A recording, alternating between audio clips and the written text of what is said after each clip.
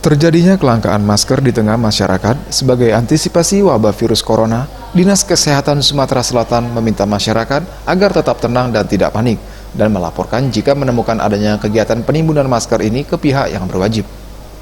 Kepala Dinas Kesehatan Sumatera Selatan Lesti Nuraini mengatakan, kelangkaan ini menyebabkan melambungnya harga masker di pasaran.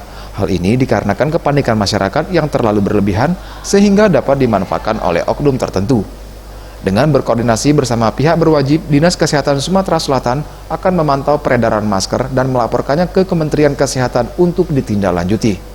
Dirinya meminta masyarakat untuk berpikir cerdas dengan naiknya harga masker ini, sehingga tidak merasa dirugikan dan selalu menjaga kesehatan sehingga terhindar dari wabah virus corona.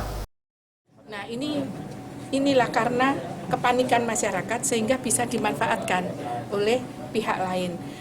Saya kira itu tentunya hal yang tidak baik dan masyarakat supaya tidak terkena kemudian dengan harga mahal dibeli, ya. Saya kira itu. Dan memang masker ini sekarang agak langka dan ini kita sudah sampaikan ke Kementerian Kesehatan. Tim Liputan, Sriwijaya TV.